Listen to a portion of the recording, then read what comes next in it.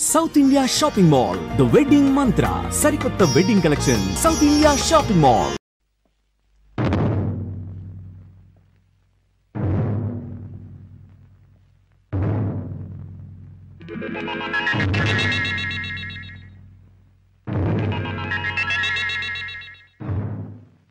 No, నేను నమ్మలేను.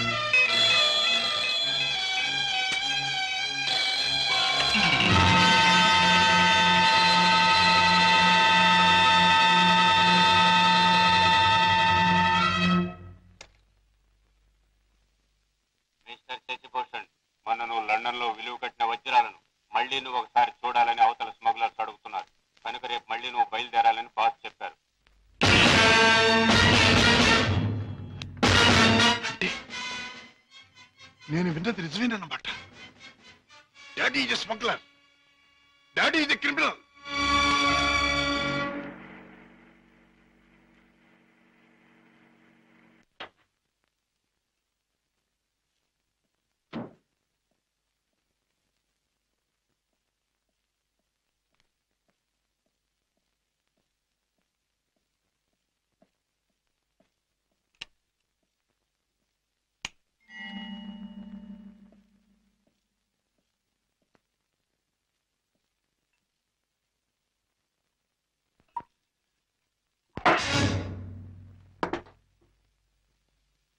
నాకు పోయండి రాజా. అవును, తెలిసిన నిజాన్ని తట్టుకోవాలంటే తాగక తప్పదు. తప్పనిసరిగా నీతో తాగించి ఆ తెలిసిన నిజాలేమిటి? మీకు తెలియదంటారా? నీకేం తెలిసిందంటాను. ఏనాడో తెలియవలసింది, లేదా ఎప్పటికీ తెలియకూడదు తెలిసింది.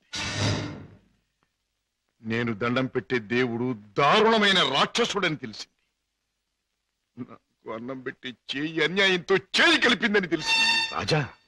అవుండే, మిమ్మల్ని గురించి భయంకరమైన నిజం ఒకటి తెలిసింది. మీరు చేసేది స్మగ్లింగ్ అని తెలిసింది. మీరు నేరస్తులని తెలిసింది. తెలియగానే నేను నమ్మలేదు. ఇప్పటికీ నమ్మాలంటే నా మనసు ఒప్పుకోవటం లేదు. అందుకే మీ నోటి వంటి మీ మాటగా మీరే చెప్పండి డాడీ, మీరు నేరస్తులేనా? చట్టం దృష్టిలో దోషులేనా? మీరు చేసేది సంఘానికి దేశానికి ద్రోహమేనా? చెప్పండి డాడీ, చెప్పండి. మై డియర్ బాయ్, నీకు తెలిసిందంతా నిజమే.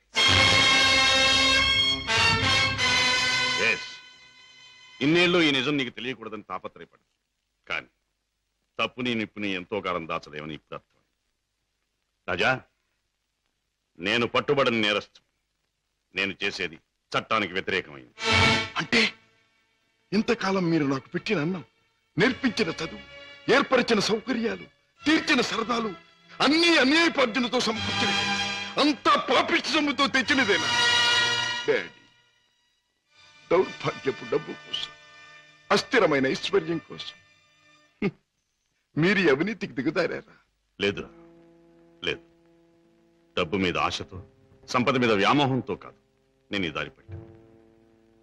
కట్టుకున్న మనిషి మీద ప్రేమతో, కన్న బిడ్డ మీద మమతతో తప్పనిసరి ఈ తప్పు దారి పట్టాను. డాడీ, పసివాడిగా ఉన్నప్పుడు నీకు పాలు లేక, జబ్బుతో మంచంలో ఉన్న మీ అమ్మకు మందు లేక, నిరుద్యోగిగా ఉన్న నాకు వేరే దారి లేక వీధిన పడ్డాను. మానవ అభిమానం విడిచి తెలిసిన ప్రతివాడి ముందు చెయ్యి చాపాను. నా భార్య బిడ్డలను రక్షించమని అడిగాను, అర్థించాను, ప్రార్థించాను. కానీ ఏ ఒక్కడూ పట్టించుకోలేదు. మనిషికి మనిషి సాయపడని ఈ లోకంలో సాయపడేది మనిషి సృష్టించిన డబ్బే. నా భార్య బిడ్డలు బ్రతికించుకోవడం కోసం, ఆ డబ్బు కోసం జీవితంలో మొదటిసారిగా తప్పుదారి తొక్కాను. ఆపై నా పిల్లల్ని పెంచుకోవడానికి, 2 పూట్ల అన్నం పెట్టుకోవడానికి అరణ్యం లాంటి ఈ లోకంలో ఆ తప్పుదారి నాకు తప్పలేదు. Those unavoidable circumstances have driven me to this state. Daddy, ప్రతి నేరస్తుడు తాను చేసింది న్యాయమని చెప్పుకోవడానికి తగినంత కారణం ఉండొచ్చు, కథ ఉండొచ్చు. కానీ ఎంత మాత్రాన అతను చేసింది నేరం కాకపోదు. రాజా, కన్నబిడ్డలకి తిండి పెట్టడం కోసం ఒక జంతువు మరొక జంతువుని చంపుతుంది. దాని సృష్టి సహజం అంటాం. వాటికున్న ప్రేమానురాగాలు మనుషులకు ఉండకూడదంటావా? ఆ ప్రేమానురాగాల వల్ల చేసే పనిని తప్పంటావా? ప్రేమానురాగాలు ఉండొచ్చు, కానీ జంతువుల కంటే మనుషులు ఎన్నో వేల రెట్లు గొప్ప ప్రాణులు కనుక ధర్మం, న్యాయం సంగతి కూడా ఆలోచించాలి. అయితే ఒక తండ్రిగా నా బిడ్డల్ని నేను రక్షించుకోవటం నాకు న్యాయం. వాళ్ళ కోసం ఏ పని చేసినా అది నాకు ధర్మమే. డాడీ, మా మీద మీకు గల ప్రేమ మిమ్మల్ని నేరస్తుడిగా మార్చినందుకు నేనెంతో జాలిపడుతున్నాను. ఇంతకాలం ఆ పాపిష్టముతో మమ్మల్ని పోషించే కంటే ఆనాడే మా ప్రాణం తీసినా బాగుండే. రాజా,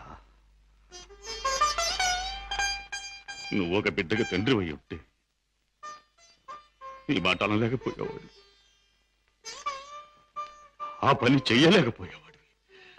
డాడీ, బిడ్డని చెప్పలేకపోతే నేనైనా చచ్చిపోయేవాడిని, కానీ మీలా తప్పులు మాత్రం చేసేవాడిని కాదు. ఇంతకాలం ఈ పాపిష్టి సొమ్ము తిన్నానంటే చచ్చా నా మీద నాకే అసహ్యం వేస్తుంది. అన్యాయపార్జనతో న్యాయవాద వృత్తి చదివానంటే నా మీద నాకే కోపం వస్తుంది. ఇంట్లో నేరస్తుని ఉంచుకుని బయట నేరస్తుని విచారించి జైలుకి పంపుతున్నానంటే నా మీద నాకే no no no no no I can't stay here for a minute. నేను ఇంట్లో ఒక క్షణం కూడా ఉండదు. రాజా, రాజా, ఒక్క మాట. ఆడపిల్ల కన్నవాళ్ళను వదిలిపెట్టి వెళ్ళడం సహజం. కానీ కన్న కొడుకు కడదాకా కన్నవాళ్లతోనే ఉంటాడు. పోయాక కాటిదాకా సాయం వస్తాడు. కొరివి పెట్టి సాగనంపుతాడు. ఆశతో నీ మీదే ప్రాణాలన్నీ పెట్టుకున్న ఈ డాడీని అర్ధంతరంగా ఒంటరిని చేసి వెళ్ళిపోతావా? డాడీ, నేను వెళ్ళిపోతున్నది అన్యాయపాలయం లాంటి ఇంట్లో నుంచి, చట్టాన్ని వ్యతిరేకించిన ఒక నేరస్తుడి నుంచి. అంతేకాని మా డాడీ మనసులో నుంచి కాదు. నేనే మీకు కావాలనుకుంటే బ్రతికిన మీ జీవితాన్ని, సంపాదించిన ఆస్తిపాస్తుల్ని, మీ ఇంటిని, మీ సర్వస్వాన్ని మీరు వదులుకోవాలి. ఒక సామాన్యమైన మనిషిగా, మమత నిండి ఉన్న ఒక మామూలు తండ్రిగా ఎప్పుడు మీరు నా గడపలోకి అడుగు పెడతారో అప్పుడు ఆప్యాయతో మీ చేయి అందుకుంటాను. ఆదరంతో మిమ్మల్ని లోపలికి తీసుకుపెడతాను. లేకపోతే ఈ కొడుకే మీ క్రీడనుకోండి. Good bye. రాజా, రాజా,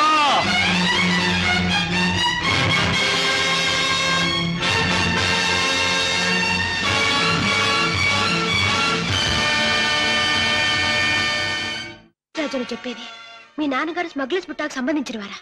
అవును సీత, ఈ విషయం నాకు తెలియకుండా నా ప్రాణం పోయినా బాగుండేది. నాది గొప్ప పుట్టుకని, నా తండ్రి ఒక గొప్ప వ్యక్తి అని గౌరవంగా తలెత్తుకు తిరిగిన నేను ఈ నిజం లోకానికి తెలిస్తే తల వంపులు కావాలి, లేదా తల వంచుకు చావాలి. బాధపడకు రాజా. సీత, మగవాడిగా నాకేం పర్వాలేదు.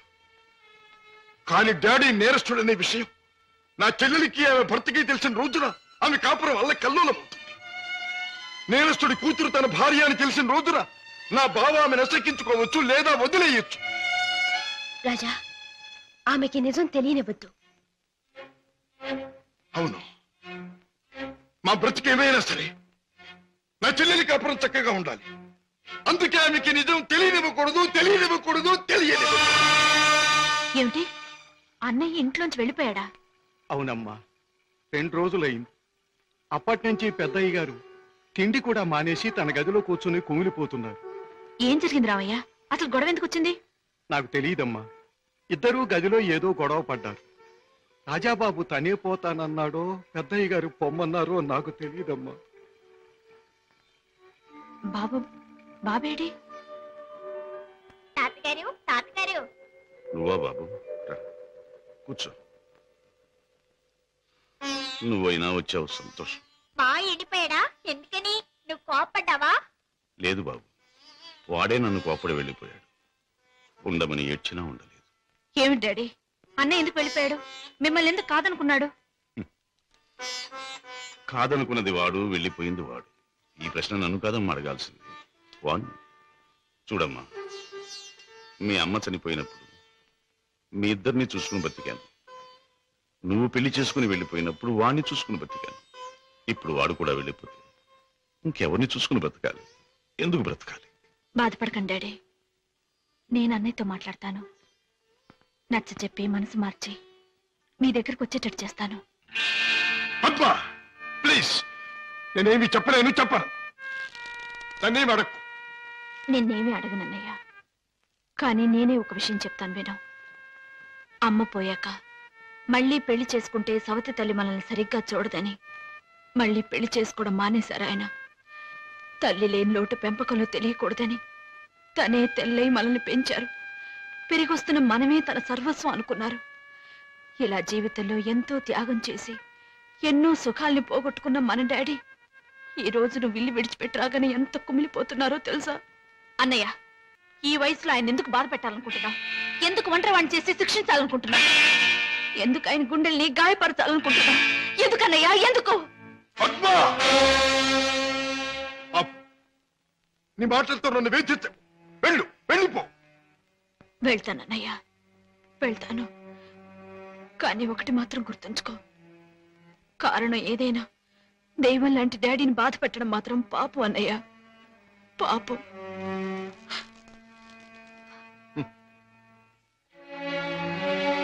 చెల్లెమ్మ, నన్ను పాపి అన్నావు, నేను చేసింది తప్పు అన్నావు. అయినా మరేం పర్వాలేదు. శివుడు విషాన్ని కక్కకుండా మింగకుండా ఎందుకు గొంతుకులో దాచుకున్నాడు? అది మాత్రం గుర్తుంచుకో. వెళ్ళమ్మా, వెళ్ళు. అవును డాడీ, ఎంత అడిగినా వెళ్ళిపోవడానికి కారణం మాత్రం అన్నయ్య చెప్పలేదు. కానీ ఎట్టి పరిస్థితుల్లోనూ ఇక్కడికి రానని ఖచ్చితంగా చెప్పేశాడు.